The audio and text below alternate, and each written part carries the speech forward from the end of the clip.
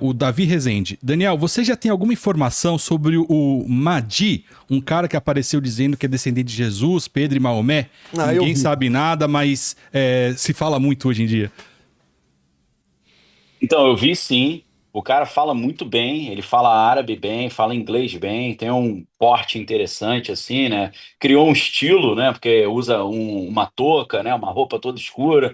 Então, assim, muito persuasivo, tá cada vez mais ganhando seguidores, e eu acho que pode ser mais uma parte dessa confusão do final dos tempos, né? Porque Jesus falava que no final dos tempos iriam falar: olha, Jesus está ali. Ah, não, ele está lá. E ele fala: não vá, porque não sou eu. Quando eu vier, todo olho verá, todo povo, língua, tribo e nação vai ver. Então, eu acho que já faz parte dessa confusão do final dos tempos, e eu acho que não foi por acaso esse cara aparecer na internet com uma produção de alto nível, exatamente na semana, eu não sei se foi um pouco antes, mas ele ganhou notoriedade na semana que o Papa Francisco morreu, a partir do dia 21 de abril. Então, eu Não, acho muito foi um interessante. pouco antes. Só que foi um pouquinho antes, né? Mas aí o negócio ganhou, né, força agora.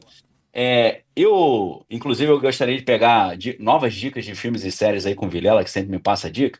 Vilela, não sei se você lembra daquele filme do Homem de Ferro, que é com que tem um cara que faz um papel ali de um líder meio islâmico, meio muçulmano, eu esqueci o nome do ator, cara. É o Ben Kingsley. Ben Kingsley É, o faz Ben Kingsley. um É, papel. o Gandhi, que fez Eu não papel de sei se é Gandhi também.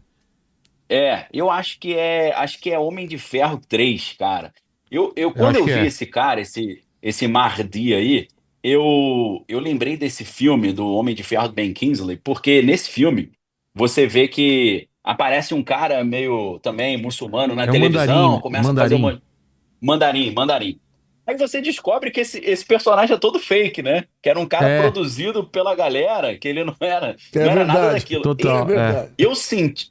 Cara, ó, quem quiser, assim, minha especulação aqui, pessoal.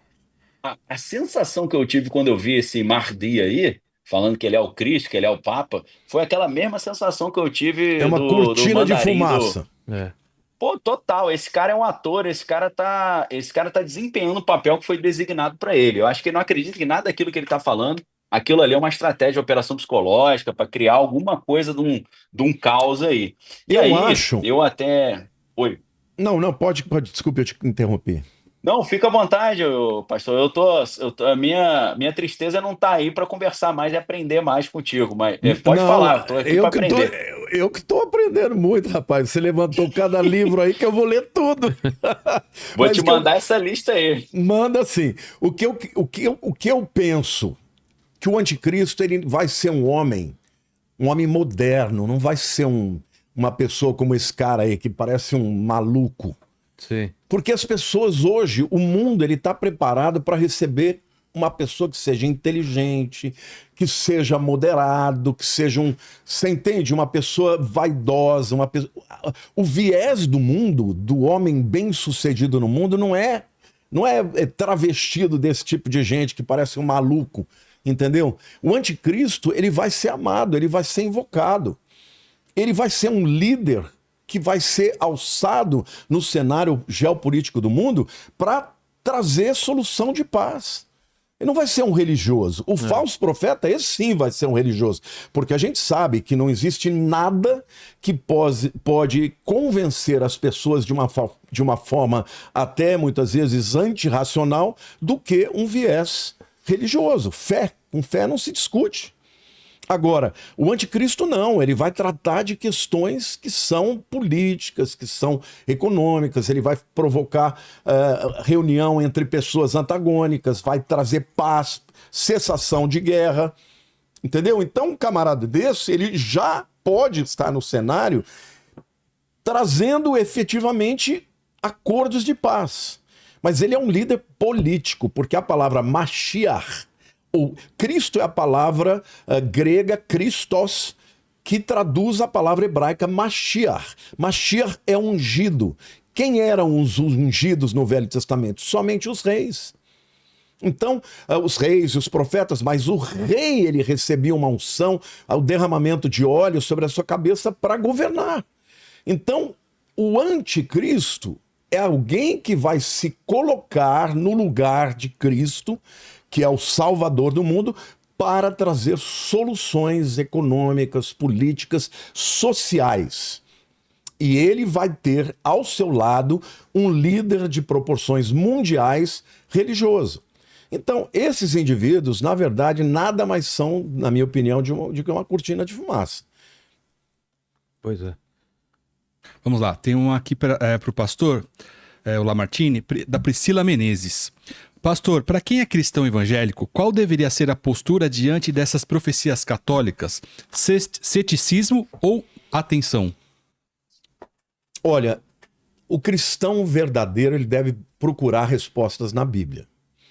Porque hoje o que a Bíblia nos mostra é que nós vivemos num tempo de engano. E o engano está proliferando. Então, como você vence o engano na Bíblia?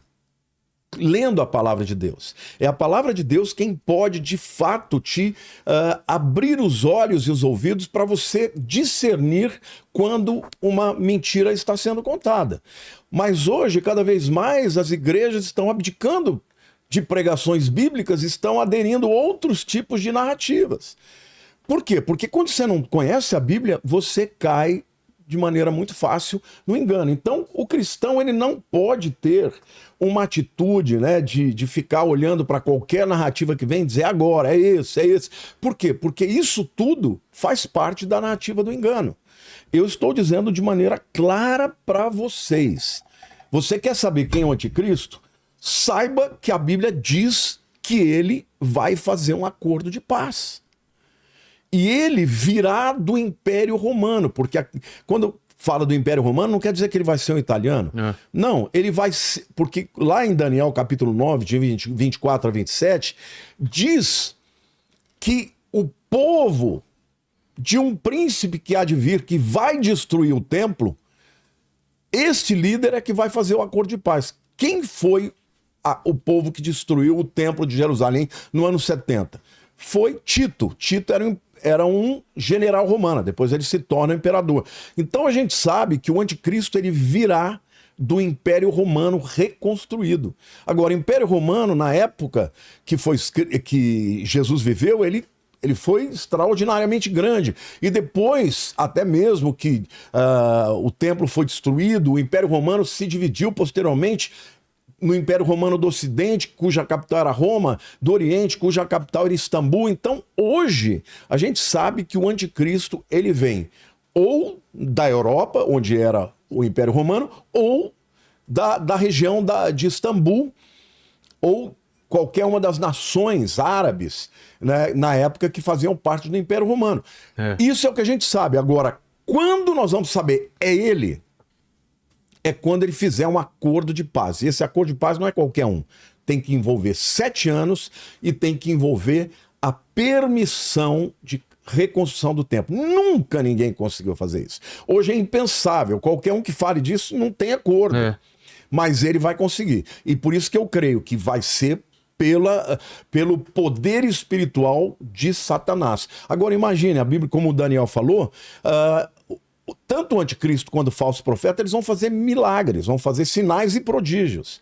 Então as pessoas dentro de um caos, vindo líderes que são loquazes, que falam bem, que têm um discurso de paz, eles vão enganar todo mundo. Então os cristãos evangélicos não podem nem tampouco ficar dizendo que é fulano, beltrano, ciclano, nem tampouco desacreditar, dizendo não, tudo isso é balela, porque dizer que isso é balela é permitir que as pessoas que nos ouvem sejam enganadas também, porque está aí, nós estamos vivendo, todos os sinais estão aí dizendo que está chegando a hora. Pois é. Daniel? Não, com certeza. Esse detalhe de que o anticristo vai fazer milagres é um detalhe importantíssimo, porque as pessoas são muito iludidas por milagres, né? O apóstolo Paulo, em 2 Tessalonicenses 2:9, ele fala assim, eu vou ler para vocês aqui para ficar bem claro, eu creio que a Bíblia ela é poderosíssima quando ela é lida assim in natura, né? Diz assim, 2 Tessalonicenses 2:9, a vinda desse perverso é segundo a ação de Satanás com todo o poder, com sinais e com maravilhas enganadoras, e com todo engano da injustiça para os que perecem, porque não receberam o amor da verdade para se salvarem. Então, Ali, segundo Tessalonicenses 2,9, diz que o anticristo vai fazer milagres. Apocalipse 13:13 também fala, né? E faz grandes sinais, de maneira que até fogo faz descer do céu à vista dos homens, e engana os que habitam na terra com sinais que lhe foi permitido fazer, né? Vejam que legal a vontade permissiva de Deus, só está podendo fazer porque Deus está permitindo. Mateus 24:24, que é clássico, né, para quem estuda o final dos tempos, escatologia, né? Jesus diz o seguinte: porque surgirão falsos cristos e falsos profetas e farão tão grandes sinais e prodígios que, se possível fosse, enganariam até os escolhidos. Lembrando que a Bíblia fala, muitos são chamados, mas poucos são os escolhidos. Então, para enganar os escolhidos, teria que ser um engano muito forte, porque são pessoas muito e por isso que os dias seriam Cristo. abreviados, porque senão eles enganariam até os escolhidos. Ah, tá. Exatamente. Léo, vamos mais uma pergunta antes da gente entrar no trecho do Apocalipse, tá? Tá. Tem uma aqui do Luan Ardigó pro Daniel. Daniel, no Vaticano tem quadros vazios para os próximos papas. Estive no Vaticano antes do último Papa falecer e havia apenas 2 espaços. Você acha que o Vaticano acredita ser o último? Olha só, não sabia disso. Procede isso? Eu também não... Eu não sabia desse detalhe. Eu já fui ao Vaticano também e não reparei nessa questão. Não reparei nisso. Mas, assim, apesar do Malaquias, o irlandês, né, o São Malaquias, ele ter sido canonizado como santo, as profecias de São Malaquias são vistas como documentos forjados para favorecer determinados papas ali. Então, assim, não existe pelo menos até onde eu entendo na Cúria Romana, não existe uma seriedade da parte deles com relação às profecias de São Malaquias. Então, os caras da Cúria não acreditam nisso. Agora, pode ser que os teólogos não acreditem, mas um setor mais místico, mais esotérico dentro do Vaticano, talvez eles não apenas acreditem, como eles estão implementando isso. Mais uma vez, voltando àqueles livros que eu citei, né, O Último Papa do Malachi Martin, que é uma ficção baseada na realidade, ou os livros do Leo Zagami. Você vai ver que existe o conceito do Cristo bíblico, mas existe o conceito do Cristo esotérico, como, por exemplo, Helena Blavatsky falava na teosofia, ou Alice Bailey também falava muito. Então, existem muitos grupos que estão esperando esse advento do Cristo, só que não é do Cristo da Bíblia. É esse Cristo que vai trazer uma paz global, que vai resolver uma guerra mundial.